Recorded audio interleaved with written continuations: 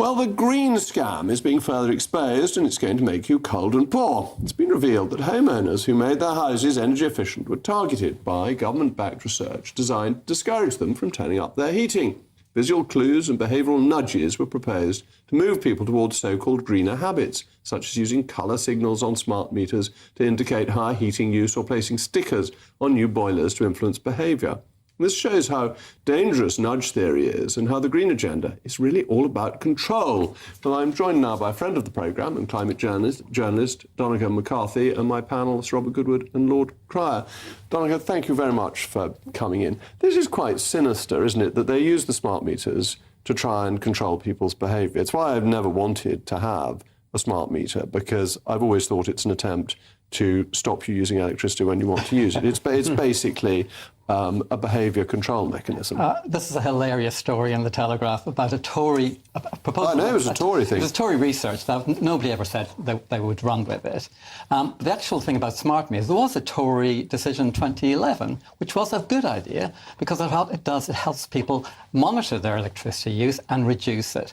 It saves around £1.5 billion a year for homeowners' bills a year already. But it's very easy to monitor your usage on an ordinary meter. Extremely simple. Well, I don't know about your meter, but my meter's stuck in the back of my cupboard. I'm not peeking into my cupboard. Not all day, but you can go and have a look at it. With a smart meter, it's visible, and people really look, and it's also a safety measure. I've left my electric oven on a few times, and the meter went, oh, something's on. I went, for safety, it's helped me stop burning down my house. But it's being used to control people, and actually what they're going to... that idea was not used, Jacob. But that's how they can use it. It becomes... You sound like conspiracy theories. You're more intelligent than that. No. Because it can also use the pricing mechanism to stop people using electricity, because you can have spike pricing at popular times of day. Whereas if you've got an ordinary meter, they can't do that to you. And what does spike pricing do? It helps homeowners reduce their bills, first of all, reduce their bills because they can get paid for using electricity later. And secondly, it means that we don't have to build billions upon billions of new gas plants to supply. Yes. Do you want us to have a huge amount of grid capacity? Yes, I do. For 2 hours? I want to have empty all the rest of the day. But it's not empty all the rest of the day. If we gave up on all these renewables, if we gave up on all these renewables and you had a free market, the free market provides electricity when people want it at a cheap price. No, that's the whole point of the free market. What the free market does... The free market does, it builds a huge amount of gas plants to fill 2 hours of peak demand, and then they're running on ticking over for the rest of the day. It's totally inefficient. Until we started with the renewables mania, this worked extremely efficiently, and in 2000, electricity in this country was the same price as in the US. It is now 4 times as expensive, and that coincides with the shift from gas combustion providing electricity through to renewables. It's been an absolute racket. You are right. Electricity prices in the United Kingdom for domestic householders are the most expensive in Europe. I'll tell you another fact. Our actual wholesale prices, which is what produces electricity, are actually 13th most expensive. Why?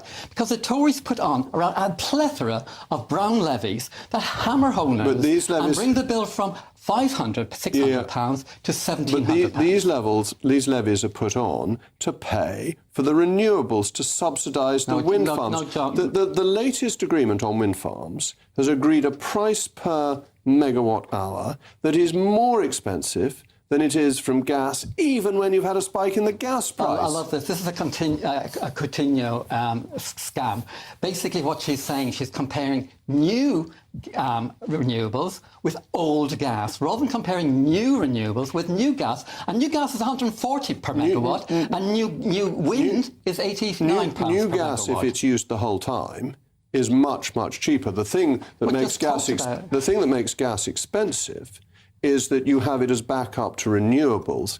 When you have excess capacity in gas because it's gas, that's actually extremely efficient, and you get very high capacity utilisation throughout the year. You just said we actually said that actually you have to have a huge amount of plant available for the 2 hours. With renewables, you don't, because actually with the capacity... You do, because you've got... with renewables, you've got the backup capacity from gas for when the wind doesn't blow and the sun doesn't shine. Yeah. That's the biggest cost. That is the biggest cost of everything. If you look at the £1,750 that people pay at home for their energy bills. £500 of that is profits for the privatised energy company. £100 is constraint payments because they did not build the national grid. Let me briefly bring my panel in, because Robert, I could hear you. Yeah, well, I've got a smart meter, but it doesn't work because the meter is only 10 feet away from the mast, which reads the meters, and we're under the umbrella. So, but I do get paid for the mast. You're too close to the mast. Too close to the mast. For the signal to get through. We're under the umbrella. The mast is next to the building where the meter is.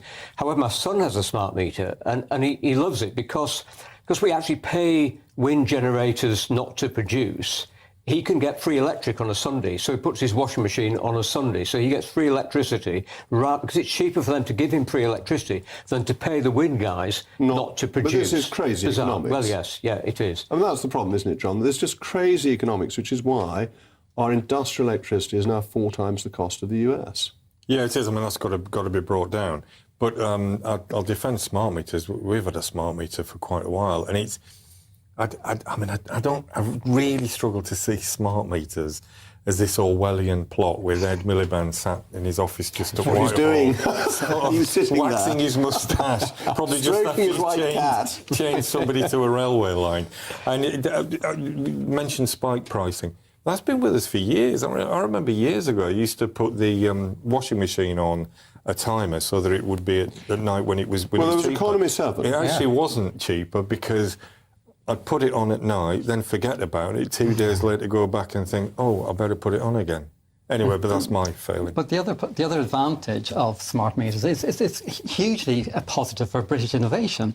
There is a company, Octopus, developed software to work with smart meters so that people with EVs can buy and sell solar electricity. Its software is now worth more than the company. Yeah, it just went onto the market for £8 billion. A huge success story for Britain. Smart meters are good for customers. I mean, our ability to develop technology is certainly a good thing. Do you know, we've managed to agree on something first time in all the times that you've come in. Thank you very much to Donnachadh and to my panel. Coming up in just a moment, last night, this is very sad news.